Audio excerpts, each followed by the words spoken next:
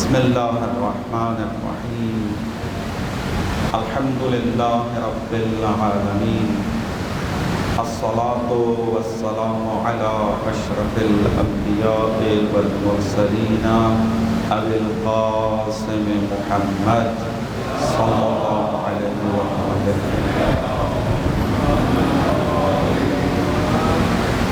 والائمة الطیبین الطاہرین المعصومین لا سیما بقیت اللہ فی الارضین روحی وارواحنا لہ الفداء اما بعد فقد قال اللہ تبارک وتعالی فی کتابہ المجید اعوذ باللہ من الشیطان الرجیم وَإِذَا سَأَلَكَ عِبَادِي فَإِنِّي قَرِيبٌ وَإِذَا سَأَلَكَ عِبَادِي عَنِّي فَإِنِّي قَرِيبٌ أُجِيبُ دَعْوَةَ الدَّاعِ إِذَا دَعَانِ صلوات محمد و آل محمد۔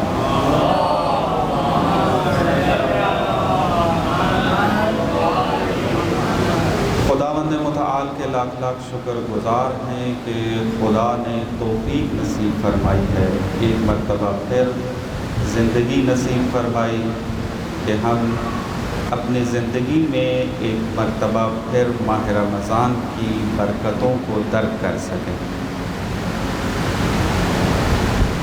اگر ماہ رمضان کی برکتوں کا ادراک انسان کو ہو جائے تو یہ انسان ان برکتوں کے حصول کی جو خوشی ہے اسی کو تحمل نہیں کر پائے گا۔ مثلا بعض روایات میں ملتا ہے کہ اگر انسان کو پتہ چل جائے کہ ماہ رمضان کے اندر انسان کو کیا کچھ ملتا ہے تو وہ خواہش کرے گا کہ سارا سال ماہ رمضان رہے۔ انتہائی بابرکت مہینہ ہے، اسی وجہ سے اس کو سید الشہور کے نام سے یاد کیا جاتا ہے، یعنی تمام مہینوں کا سردار ہے۔ میرا چونکہ موضوع یہ نہیں ہے، میں فقط مقدمے کے طور پہ ایک مطلب بیان کر کے اپنے موضوع کے اوپر آتا ہوں کہ جیسا کہ آپ نے دیکھا ہے انسان اپنی زندگی میں مختلف حالات رکھتا ہے۔ کبھی انسان جو ہے بہت بوجھل سی طبیعت رکھتا ہے، اس میں نہ کسی کی بات سننے کا دل کرتا ہے نہ بات کرنے کا دل کرتا ہے، لیکن بعض اوقات انسان جو ہے وہ اس بات کا احساس کرتا ہے کہ میرے اندر آج ایک ایسی کیفیت ہے کہ میں دوسرے کی بات کو صحیح طریقے سے سننا بھی چاہتا ہوں اور بولنا بھی چاہتا ہوں۔ انسان کی وہ حشاش بشاش والی کیفیت ہوتی ہے۔ اگر ہم ان مہینوں کے اندر دیکھیں تو خود اس زمانے کے اندر ایسی قابلیت موجود ہے کہ اس مہینے میں انسان میں ایسی صلاحیتیں آ جاتی ہیں کہ اگر وہ کچھ سمجھنا چاہے گا تو جو مطلب وہ رمضان سے ہٹ کر کچھ دنوں میں سمجھے گا، رمضان میں وہ چند منٹوں میں سمجھ جاتا ہے۔ اگر وہ کوئی برکت حاصل کرنا چاہتا ہے تو جہاں پر اس کو محنت کی ضرورت تھی باقی مہینوں میں زیادہ دن، وہاں پر اگر ایک سیکنڈ کے اندر بھی توجہ خدا کی طرف کر لے تو ساری برکتیں اس کو ایک سیکنڈ میں مل جاتی ہیں۔ ماہ رمضان کے اندر آپ دیکھیں یہ جو سلسلہ قدیم الایام سے چلا آ رہا ہے کہ درسوں کا انعقاد کیا جاتا ہے۔ آپ دیکھیں پورے پاکستان کو کیا اگر پوری دنیا میں آپ دیکھیں ماہ رمضان کے اندر یہ سیرت رہی ہے علماء کی، بزرگوں کی، بانیان مسجد کی، اور جتنے بھی آپ طبقات جو ہیں وہ مد نظر رکھیں، درسوں کا انعقاد کرنا ہے۔ یہ سیرت چلی کیوں؟ کبھی اس کے اوپر غور کرے کیوں یہ سیرت چلی ہے؟ اس کی وجہ یہ ہے کہ ماہ رمضان کے اندر خدا اس انسان کے ظرف کو اتنا وسیع کر دیتا ہے کہ یہ معارف محمد و آل محمد کو آسانی سے حاصل کرنا شروع کر دیتا ہے۔ ایک درسگاہ پہلے سے ہے تو صحیح، لیکن سمجھنے کی صلاحیت ماہ رمضان میں زیادہ آ جاتی ہے، چونکہ انسان کے اندر بہت ساری چیزیں آپ احساس کرتے ہیں۔ مثلا ماہ رمضان میں دیکھیں آپ روزے سے ہوں گے، انسان پہلے سے یہ ذہنیت بنا کے آیا ہوا ہے کہ یہ خدا کا مہینہ ہے۔ آپ دیکھیں کہ اس مہینے کے اندر انسان کی جو توجہ ہے وہ باقی مہینوں کی نسبت خدا کی طرف زیادہ ہوتی ہے۔ اسی وجہ سے وہ انسان کے جو باقی مہینے میں سستی کر جاتا ہے، لیکن ماہ رمضان میں دیکھتے ہیں کہ وہ سستی نہیں کرتا، نماز میں ٹائم پہ حاضر ہو رہا ہے، تلاوت میں اپنی حاضری لگا رہا ہے اور وہاں پر تلاوت کر رہا ہے، درس اگر ہو رہا ہے تو درس جو ہے وہ غور سے سن رہا ہے۔ لیکن یہی انسان اگر مہینہ ماہ رمضان سے ہٹ کر دیکھا جائے تو یہ کہتا ہوا یہ نظر آتا ہے کہ میرے پاس تو وقت نہیں ہے، میں مصروف ہوں، لہٰذا نہ نماز کو زیادہ اہمیت بعض اوقات جو ہے دی جاتی ہے اور نہ درس تو بالکل ہی اہمیت جو ہے وہ نہیں ہوتی اس میں۔ تو لہٰذا ان فرصتوں سے استفادہ کرنے کی ضرورت ہے۔ یہ جو فرصتیں نصیب ہوتی ہیں ماہ رمضان کے اندر، درس کی شکل میں ہو جائیں، تلاوت کی شکل میں ہو جائیں، تفسیر کی شکل میں ہو جائیں، ان فرصتوں سے انسان واقعاً صحیح معنی میں استفادہ کرے کہ انشاءاللہ خدا نے اگر توفیق دی کسی اور مقام پر جو ہے ماہ رمضان کی کیا فضیلت ہے اور اس کے اندر کیا وسعت ہے کہ جو انسان اس کے اندر جو برکتیں کس طریقے سے زیادہ بٹور سکتا ہے کہ انشاءاللہ اس مقام پر عرض ہوگا۔ جس موضوع پر آج آپ کے ساتھ گفتگو کرنے کا ارادہ ہے وہ ہے دعا۔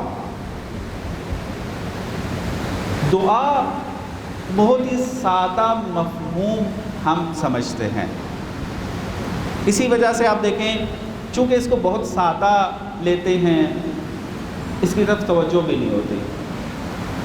دعا کا معمولاً جو کنسیپٹ ہمارے اندر بن چکا ہے وہ کیا ہے کہ جب انسان پر کوئی مشکل پیش آئے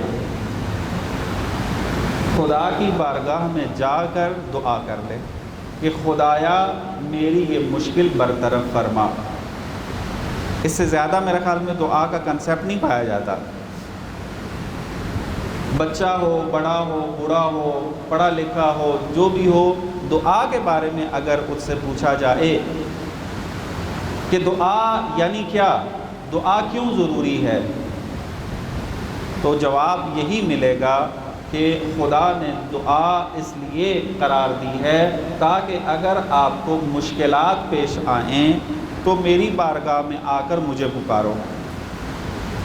اس کنسیپٹ یہ جو دعا کا بنا ہوا ہے اس نے انسان کی زندگی میں جو تاثیر دعا نے رکھنی تھی وہ ختم ہو گئی ہے، کیونکہ جب تصور یہ ہے کہ میں نے خدا کی بارگاہ میں دعا تب کرنی ہے کہ جب مشکلات ہوں، تو جس کو مشکل نہیں ہوگی کیا وہ دعا کرے گا؟ نہیں۔ آپ اپنی زندگیوں کے اندر بھی اگر دیکھ لیں، خدا نے اگر کوئی مشکل آپ کی زندگی میں نہ دی ہو کیا دعا کرنے کا دل کرتا ہے؟ انسان سوچتا ہے اپنے اندر کہ دعا کیا کروں، جب میرے پاس سب کچھ موجود ہے تو دعا کرنے کی کیا ضرورت ہے؟ ہاں جب کبھی مشکل پیش آئے گی تو میں دعا کر لوں گا۔ لیکن جب ہم قرآن، جب ہم احادیث کی طرف رجوع کرتے ہیں تو دعا کا حکم اسی طریقے سے دیا جا رہا ہے جس طریقے سے نماز کا حکم دیا جا رہا ہے، یعنی دعا کو عبادت کے عنوان سے پیش کیا جا رہا ہے، نہ کہ فقط اور فقط مشکلات کو برطرف کرنے کا ایک ذریعہ۔ دعا مثلاً اگر آپ قرآن کی طرف رجوع کریں تو آپ کو متعدد آیات جو ہیں دعا کے بارے میں ملیں گی۔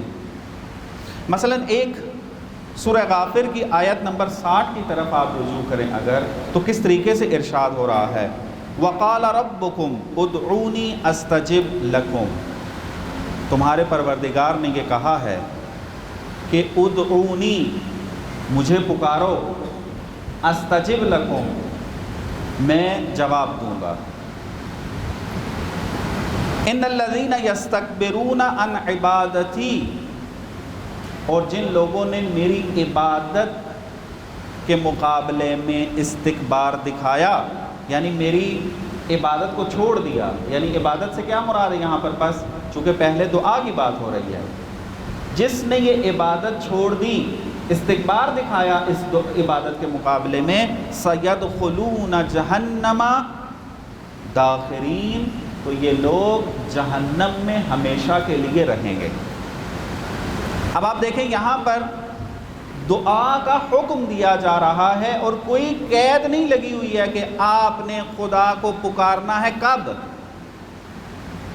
بلکہ مطلق طور پر کہا جا رہا ہے یہاں پر ادعونی استجب لکم، مجھے پکارو میں تمہاری باتوں کو قبول کروں گا، جواب دوں گا میں تمہارا۔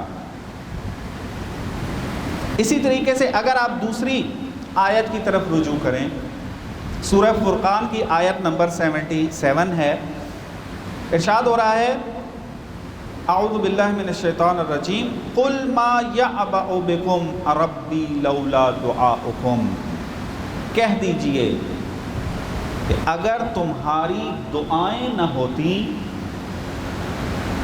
تو میرا پروردگار تمہاری پرواہ ہی نہ کرتا۔ اگر خدا کو تمہاری پرواہ ہے، کس کی وجہ سے ہے؟ تمہاری دعاؤں کی وجہ سے۔ یہ دعا ہے کہ جو خدا اور مخلوق کے درمیان رابطے کا سبب بنی ہوئی ہے۔ کتنا سخت لہجہ ہے، آپ نے دیکھا، خدا کو پرواہ نہیں ہے۔ قل، کہہ دو، ما یعبأ بکم ربی، میرا رب تمہاری کوئی پرواہ نہیں کرتا، لولا دعاؤکم، اگر تمہاری دعائیں نہ ہوتی۔ پھر ایک اور آیت میں جا کر ارشاد دوبارہ ہو رہا ہے، سورہ بقرہ کی آیت نمبر 186 ہے، اعوذ باللہ من الشیطان الرجیم وَإِذَا سَأَلَكَ عِبَادِي عَنِّي فَإِنِّي قَرِيبٌ، کہ جب میرے بندے میرے بارے میں پوچھیں تو کہو میں قریب ہوں، فَإِنِّي قَرِيبٌ أُجِيبُ دَعْوَةَ الدَّاعِ إِذَا دَعَانِ، اور پکارنے والوں کی پکار کا میں جواب دیتا ہوں، کہ جب مجھے پکارا جائے تو میں ان کی اس پکار کا جواب دیتا ہوں۔ فَلْيَسْتَجِيبُوا لِي وَلْيُؤْمِنُوا بِي لَعَلَّهُمْ يَرْشُدُونَ، بس انہیں بھی چاہیے کہ وہ میری دعوت پر لبیک کہیں، فَلْيَسْتَجِيبُوا لِي وَلْيُؤْمِنُوا بِي، اور مجھ پر ایمان رکھیں، لَعَلَّهُمْ يَرْشُدُونَ، تاکہ شاید یہ لوگ ہدایت پا جائیں۔ اب آپ نے دیکھا کہ دعا اور ہدایت کے درمیان رابطہ خداوند متعال برقرار کر رہا ہے کہ مجھے پکارو، میں تمہاری اس پکار کا جواب دوں گا، اور یہ پکارنا کیوں ہے؟ ممکن ہے کہ یہ ہدایت پا جائیں۔ دعا ایک عبادت کے کنسپٹ کے ساتھ اگر سمجھیں تو پھر سمجھ میں آئے گا کہ اس دعا کے اندر کیا کیا راز پوشیدہ ہیں، اور انسان اگر ان رازوں سے آگاہ ہونا شروع ہو جائے گا تو انسان کبھی خدا سے دور ہونے کی سوچ بھی نہیں رکھے گا۔ فقط یہ مفہوم کلیئر کرنے کی ضرورت ہے کہ دعا ہے کیا۔ دعا یہ ذہن میں بٹھا لیں کہ مانگنے کا نام نہیں ہے۔ ہم نے جو ایک کنسیپٹ بنایا ہوا ہے دعا یعنی مانگنا، دعا مانگنا نہیں ہے، دعا پکارنا ہے، خدا کو پکارنا ہے۔ اب خدا کی بارگاہ میں جب جا کر آپ خدا کو پکاریں گے تو کیا کریں پکار کر؟ آئمہ علیہ السلام نے اس کا سلیقہ سکھایا ہے۔ کوئی ایسا مہینہ، کوئی ایسا دن کوئی ایسی مناسبت خالی نہیں ہے کہ جس کے اندر معصومین نے ہمیں دعا تعلیم نہ کی ہو۔ اگر آپ ان دعاؤں کے اندر دیکھیں تو یہاں پر ہمیں فقط مانگنا نظر نہیں آتا، ہمیں ان دعاؤں کے اندر توحید بھی نظر آتی ہے، عدل بھی نظر آتا ہے، نبوت بھی نظر آتی ہے، امامت بھی نظر آتی ہے، قیامت بھی نظر آتی ہے۔ آپ اگر دعاؤں کو اس نظر سے مطالعہ کرنا شروع کریں تو آپ کو یہ تمام معارف ان دعاؤں کے اندر نظر آئیں گے کہ ایک اس درس کے اندر ان ساری باتوں کو کور کرنا بہت زیادہ مشکل ہے۔ میں فقط اشارہ کر کے گزر رہا ہوں تیزی سے تاکہ توجہ آ جائے کہ دعا کتنی اہمیت کا حامل موضوع ہے اور پھر ان دعاؤں کے اندر توجہ کس طریقے سے کرنی ہے۔ بس ایک بات ذہن کے اندر رکھیں کہ دعا فقط پکارنا نہیں ہے، میری جملوں پہ دقت کرنی ہے۔ میں یہ نہیں کہہ رہا کہ دعا میں مانگنا نہیں ہے، دعا فقط مانگنا نہیں ہے، کیونکہ اگر آپ یہ کنسیپٹ بنائیں گے کہ دعا میں فقط اور فقط مانگنا ہوتا ہے اور خدا کا کام جو ہے اس مانگنے کا جواب دینا ہے، یعنی وہ دے ہمیں، تو اس کا نقصان کیا ہوتا ہے جو ہم معمولاً آپ اپنی زندگیوں میں دیکھتے بھی ہیں کہ اگر دعا قبول نہ ہو رہی ہو تو پھر شکوے کی زبان کھل جاتی ہے۔ دیکھا ہوگا آپ نے زندگیوں میں، مشکل آئی، دعا کی، بہت ساری دعا کی، بہت سارے دن جو ہے دعاؤں کو جو ہے وہ کیا، لیکن دیکھا کہ مشکل حل نہیں ہو رہی تو شکوے کی زبان کھل جاتی ہے کہ پھر کیا کریں اس دعا کا، دعا تو قبول ہی نہیں ہو رہی ہے۔ بعض بندے تو یہاں تک بھی شکوہ کرنا شروع ہو جاتے ہیں کہ پھر ان دعا کرنے کا فائدہ کیا ہے، خدا نے دعا کرنے کا کہا ہی کیوں ہے جب اس نے قبول نہیں کرنی ہے۔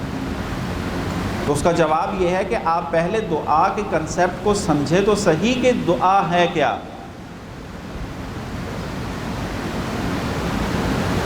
ایک اور نقطہ جس کی طرف توجہ دلانا چاہوں گا، دعا کی حقیقت واضح ہو جائے گی، وہ یہ ہے کہ اگر انسان اپنے اندر تھوڑی سی دقت کرنا شروع کرے اور اپنے آپ کا مطالعہ کرنا شروع کرے، یعنی جس طرح انسان کتاب پڑھتا ہے، جس طریقے سے انسان اس کائنات کو دیکھتا ہے، اپنے ارد گرد کے ماحول کو دیکھتا ہے، اس طریقے سے انسان کو اپنے اندر جھانکنا اور اپنا مطالعہ کرنا بھی ضروری ہے کہ یہ انسان ہے کیا۔ آیا انسان کے پاس جو یہ دیکھنے کی نعمت ہے کیا اس کی اپنی ہے؟ نہیں۔ یہ جو انسان جن قوتوں کی مدد سے حلال رزق کما رہا ہے، کیا یہ قوتیں کا مالک وہ خود ہے؟ نہیں۔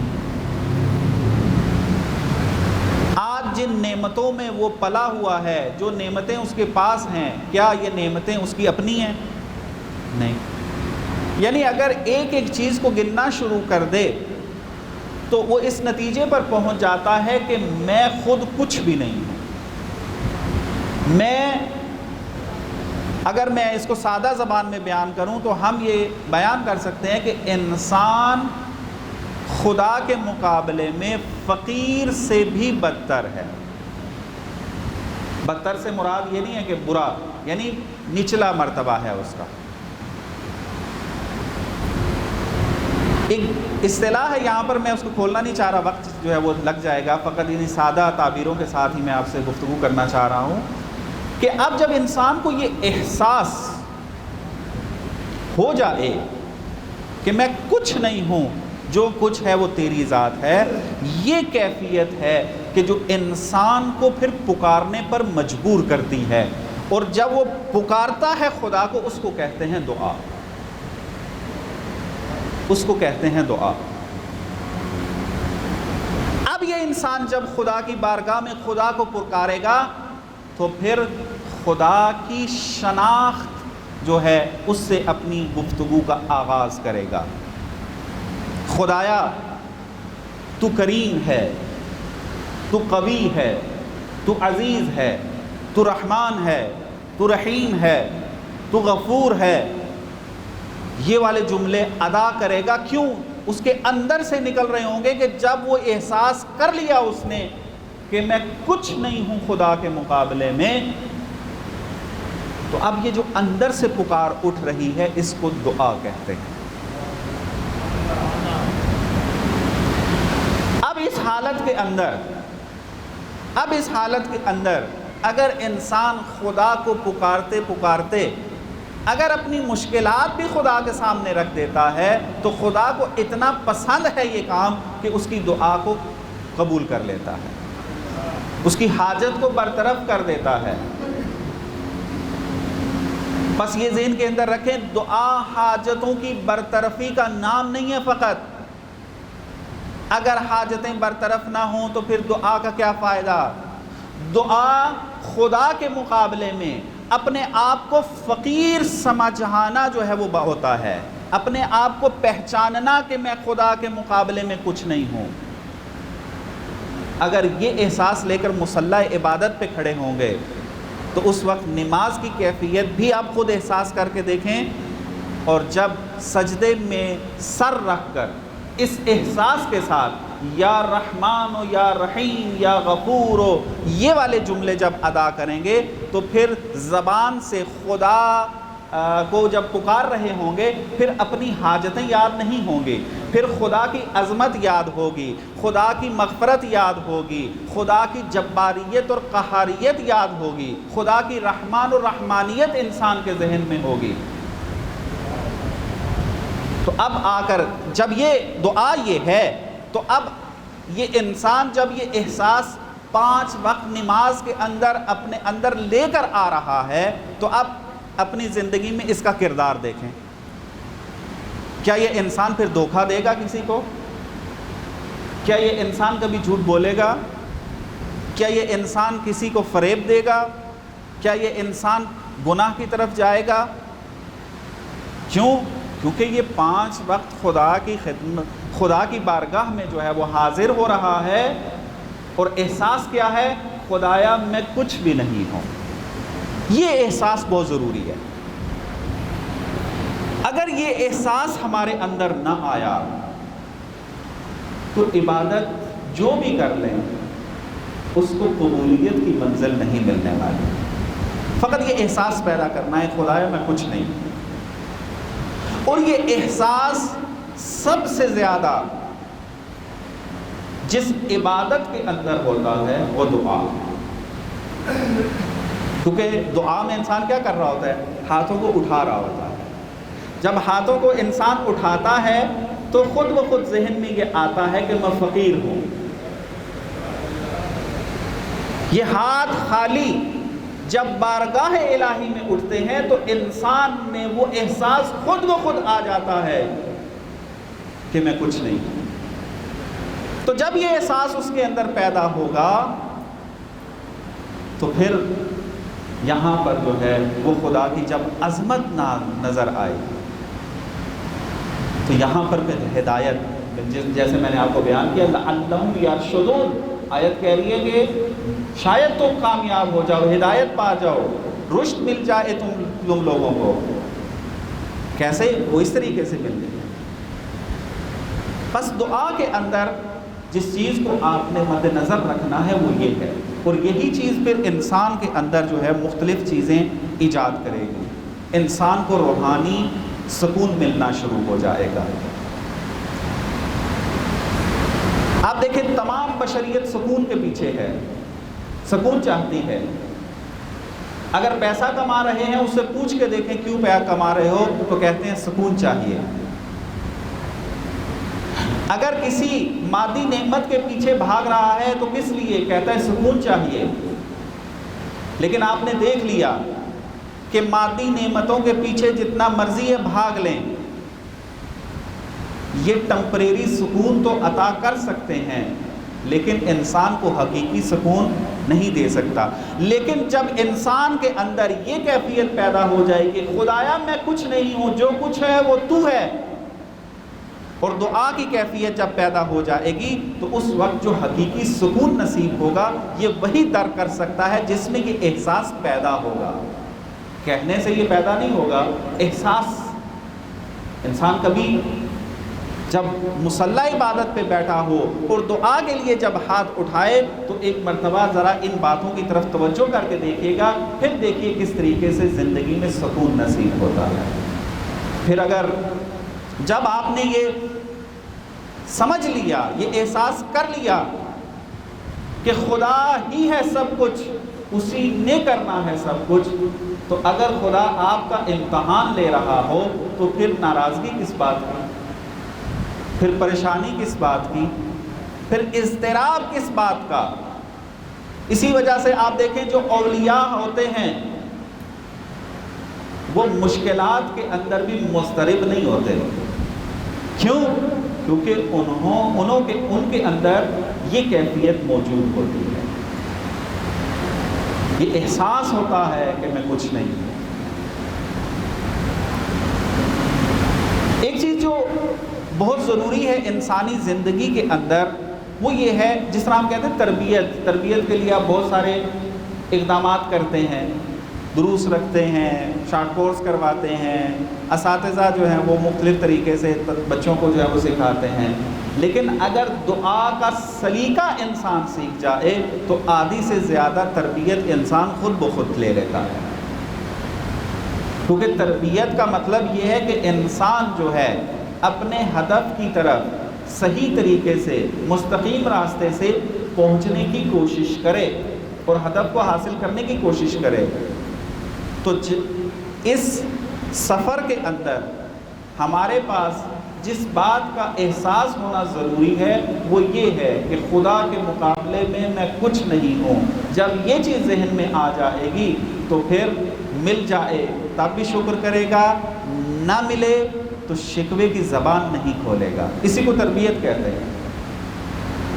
معاشرے میں جب جائے گا اخلاق سے بولے گا، کیونکہ انسان بد اخلاقی بعض اوقات تب کرتا ہے جب مضطرب ہوتا ہے، جب پریشان ہوتا ہے، لیکن جب اطمینان کے ساتھ زندگی گزار رہا ہوگا تو بہت ساری بد اخلاقیاں انسان سے ویسے ہی ختم ہو جائیں گی۔ اور یہ اطمینان کس نے دینا ہے؟ دعا نے۔ اور دعا بھی کون سی؟ نہ مانگنے والی، بلکہ دعا جس کے اندر یہ احساس موجود ہو کہ خدایا تیری بارگاہ میں آیا ہوں، کچھ نہیں ہو، جو کچھ ہے وہ تو ہے۔ تو یہ تمام چیزیں جو ہے وہ ملنا شروع ہو جائے گی۔ میں چند جملے آپ کی خدمت میں جو ہے وہ بیان کرتا ہوں دعاؤں کے، کہ کس طریقے سے ائمہ علیہم السلام نے ہمیں دعا کرنے کا سلیقہ سکھایا۔ اور میں بات اپنی ختم کرتا ہوں، میرے خیال وقت ختم ہو گیا ہے۔ جی کتنا ٹائم؟ ابھی کتنا ٹائم رہتا ہے؟ صلوات بر محمد و آل محمد۔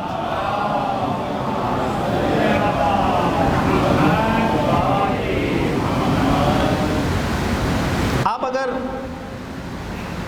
مناجات شعبانیہ، ابھی شعبان کا مہینہ ختم ہوا ہے، وہ تاکید تھی کہ مناجات شعبانیہ کو پڑھا جائے ماہ شعبان کے اندر، تو اس طریقے سے اس کا آغاز ہو رہا ہے کہ اللہم صل علی محمد و آل محمد واسمع دعائی اذا دعوتک واسمع ندائی اذا نادیتک، کہ خدایا میری دعا کو سننا کہ جب میں تجھے پکاروں، خدایا میری پکار کو سننا کہ جب میں تجھے پکاروں۔ آگے چل کے بہت خوبصورت جملے ہیں۔ الہی ان حرمتنی فمن ذا الذی یرزقنی، خدایا اگر تو نے مجھے محروم کر دیا تو پھر کون ہے جو مجھے رزق دے گا؟ اب آپ یہ احساس جو آپ کو بیان کیا تھا کہ یہ پیدا اگر ہو جائے تو پھر ان دعاؤں کی خدمت میں جب آئیں گے پھر دیکھیں کہ کیا معرفتیں نصیب ہوں گی، کیا توحید کی معرفت نصیب ہوگی، کیا امامت کی معرفت نصیب ہوگی، کیا معاد کی معرفت نصیب ہوگی۔ یہ وہ معرفت ہے کہ جو نہ درسوں سے حاصل ہو سکتی ہے اور نہ کسی کے بیان کرنے سے حاصل ہوتی ہے۔ یہ معرفت ڈائریکٹ حاصل ہوگی کب؟ کہ جب انسان میں وہ میں کچھ نہیں ہوں کا احساس جب پیدا ہو جائے گا۔ تو یہ سکھایا جا رہا ہے یہاں پہ کہ الہی ان حرمتنی فمن ذا الذی یرزقنی، تو نے اگر مجھے محروم کر دیا تو پھر کون ہے اس دنیا میں جو مجھے رزق دے گا۔ اب دیکھیں اسی جملے میں فقط آپ دقت کرنا شروع کریں، انسان بعض اوقات مالی مشکلات کی وجہ سے جو غلط راستوں پہ چل پڑتا ہے تو یہی جملہ اس کی ہدایت کر رہا ہے کہ خدا کے علاوہ کوئی رزق دینے والا نہیں ہے۔ اگر خدا نے امتحان لینے کی خاطر یہ طے کر لیا ہے کہ کچھ عرصے کے لیے تجھے مادی رزق نہیں ملنا تو نہیں ملنا، تو غلط راستے پہ جانے کی ضرورت ہی نہیں ہے، فقط امتحان خدا میں پاس ہو جا، تجھے جو چاہیے خدا عطا کرے گا۔ الہی ان حرمتنی فمن ذا الذی یرزقنی وان خذلتنی فمن ذا الذی ینصرنی، خدایا اگر تو نے رسوا کر دیا تو پھر میری مدد کرنے والا کون ہے؟ ہم معاشرے کے اندر عزت چاہتے ہیں اور اس عزت کو حاصل کرنے کے لیے پھر مختلف ہتھ کنڈے استعمال بھی کرتے ہیں۔ میں معمول کی بات کر رہا ہوں، آپ دیکھیں بعض اوقات انسان اپنی عزت معاشرے میں بنانے کے لیے جو نہیں ہے وہ بننے کی کوشش کرتا ہے۔ اگر وہ نیک نہیں ہے نیک بننے کی کوشش کرے گا، یعنی ریاکاری کرے گا، تظاہر کرے گا۔ اخلاق اگر اچھا نہیں ہے لیکن باہر جا کر اپنے اخلاق کو اچھا کرے گا، کس لیے؟ تاکہ معاشرے میں عزت ملے۔ اگر مدد کرنے کا جذبہ نہیں ہے اس کے اندر لیکن اپنی عزت بنانے کے لیے دوسروں کی مدد کرنے کی کوشش کرے گا۔ یہ چیزیں انسان کر رہا ہوتا ہے معاشرے میں عزت لینے کے لیے، لیکن امام یہاں پر تعلیم دے رہے ہیں کہ عزت لینی ہے تو وہ عزت فقط خدا نے دینی ہے، خدا کے علاوہ کسی کی طاقت نہیں ہے کہ کوئی عزت دے دے۔ وَإِنْ خَذَلْتَنِي فَمَنْ ذَا الَّذِي يَنْصُرُنِي، اگر تو نے مجھے رسوا کر دیا تو پھر تیرے علاوہ کون ہے کہ جو میری مدد کرے گا؟ اس کا مطلب کیا ہے؟ اس کا مطلب یہ ہے خدا ہے تو ہی عزت دینے والا ہے۔ الہی اعوذ بک من غضبک وحلول سخطک، خدایا میں پناہ مانگتا ہوں تیرے غضب سے، تیری ناراضگی سے۔ اب آگے ایک جملہ بہت خوبصورت، یہ آئمہ ہی تعلیم دے سکتے ہیں، کسی عام انسان کی بساط میں نہیں ہے کہ وہ اس قسم کے جملے ادا کرے۔ بہت خوبصورت جملہ، یعنی انسان واقعاً اس کو بار بار اگر پڑھے تو جو کیفیت ایجاد انسان میں ہوتی ہے وہ واقعاً ان جملوں کو پڑھنے کے انسان خود درک کرے۔ یعنی میرے کہنے سے کچھ نہیں ہوگا، فقط ان جملوں کو کھول کے ترجمے کے ساتھ ذرا پڑھ کے دیکھیے گا کبھی مصلی عبادت پہ۔ الہی ان کنت غیر مستأہل لرحمتک، خدایا اگر میں تیری رحمت کے قابل نہیں ہوں،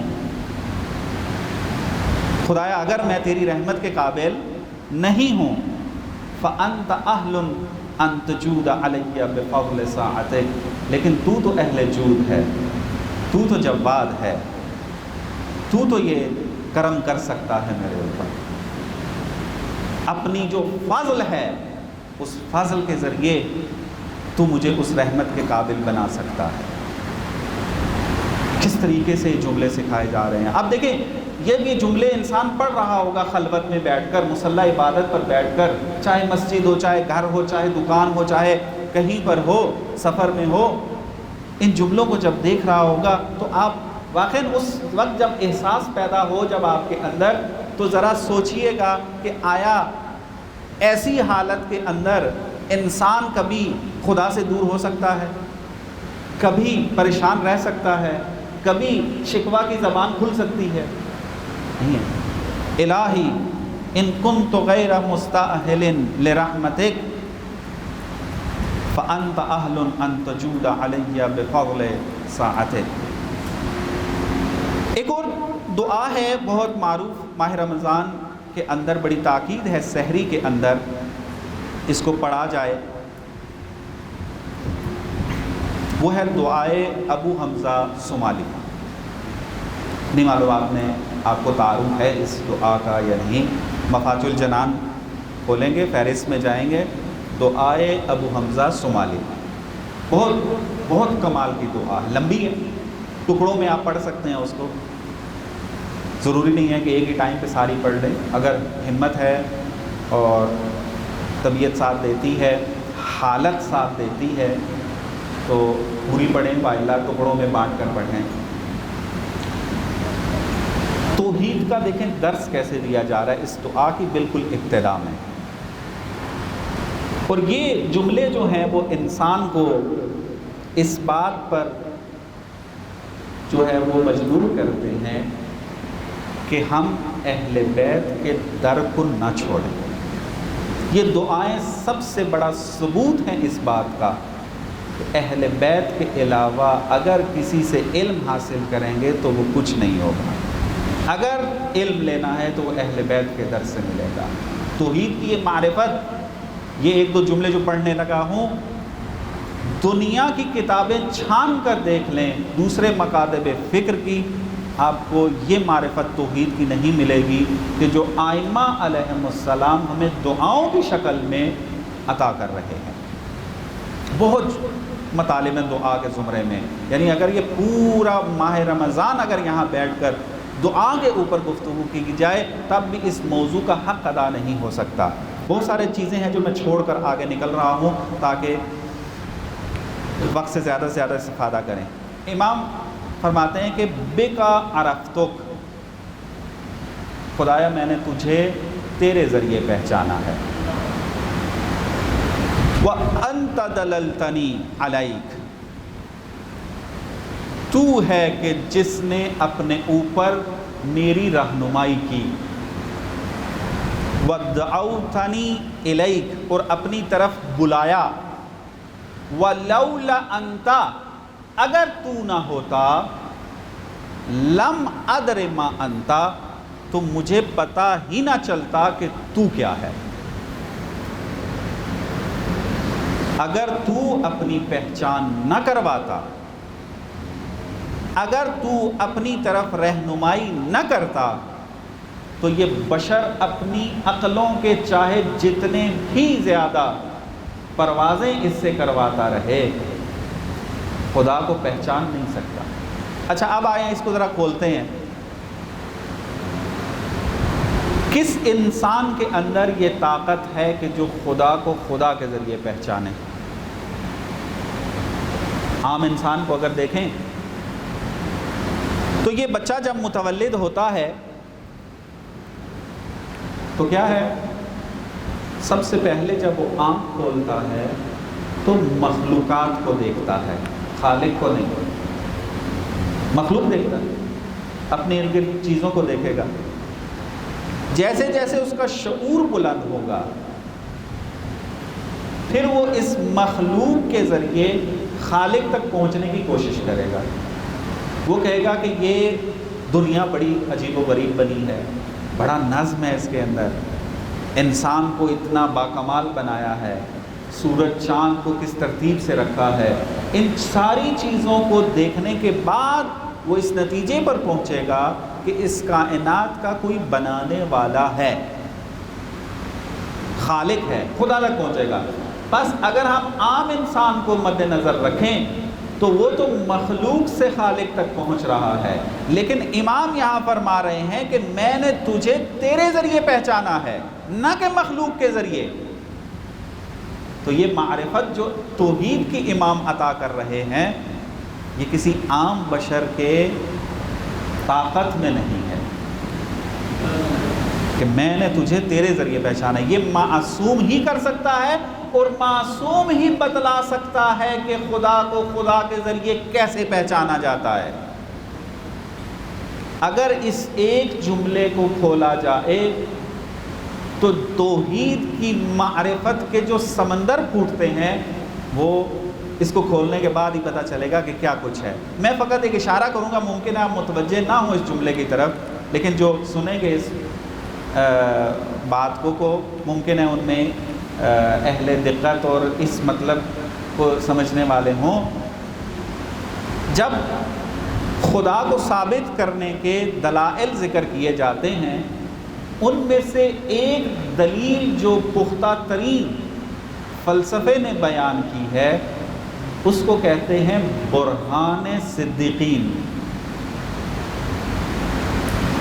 اور یہ برہان صدیقین جو ہے وہ 400-500 سال پہلے ملا صدرہ نے جو ہے وہ بیان کی ہے، لیکن یہی معرفت کہ جو ملا صدرہ نے اپنے فلسفے میں ایک دلیل کے طور پر بیان کی، اور وہ آج مضبوط ترین دلیل ہے، اور آج کوئی ملحد اس دلیل کو چیلنج نہیں کر پا رہا ہے۔ ہم دیکھتے ہیں کہ 1400 سال پہلے امام سجاد علیہ السلام نے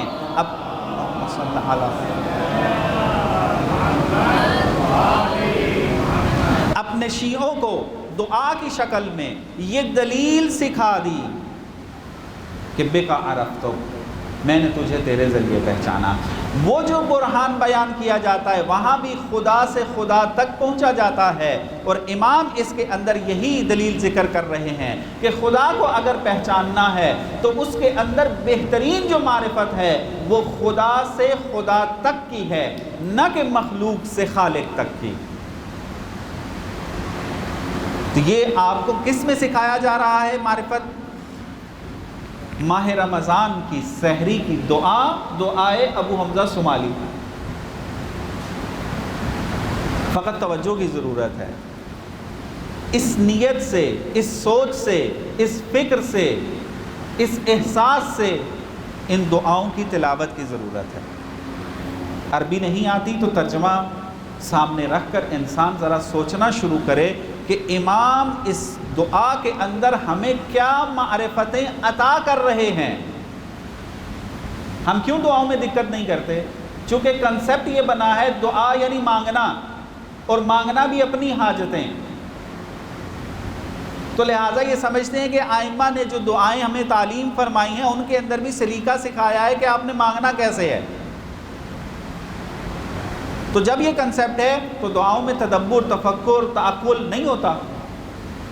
لیکن ان مطالب کی روشنی میں اگر آپ دعا کی کوئی کتاب کھولیں تو پھر دیکھیں کہ دعا کرنے کا لطف کیا ہے، معرفت کیسے نصیب ہونی ہے خدا سے، اور یہ جو ہم کہتے ہیں کہ آئمہ علیہم السلام جو ہیں وہ ہر زمانے میں ہر انسان کی ہدایت کرتے ہیں، ہدایت کا سب سے بڑا ذریعہ جو اس وقت ہمارے پاس موجود ہے قرآن کے بعد دعا ہے۔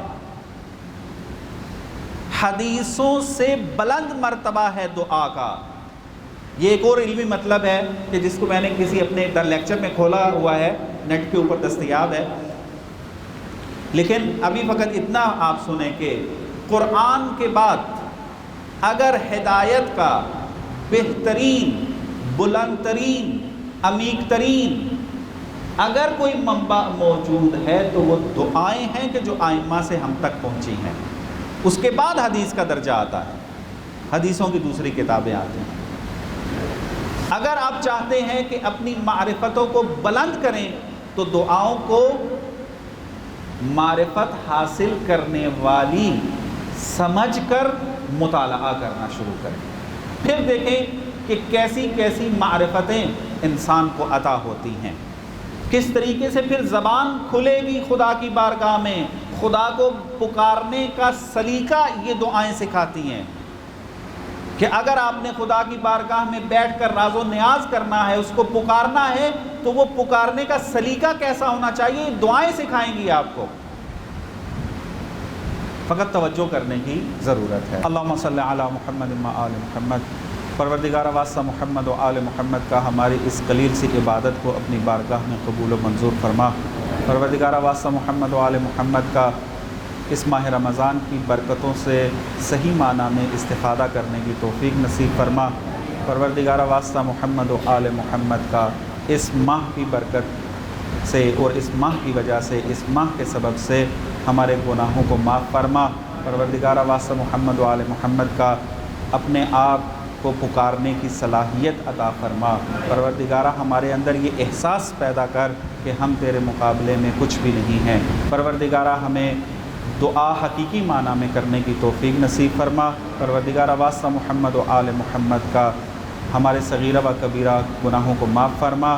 پروردگارہ اس ماہ پر برکت کے واسطے آئمہ علیہم السلام کی عظمت کے صدقے ہمارے آخری امام امام زمانہ عجل اللہ تعالی فرجہ الشریف کے ظہور میں تعجیل فرما اور ہمیں ان کے اعوان و انصار میں قرار دے۔ وصلی اللہ علی محمد و آل محمد۔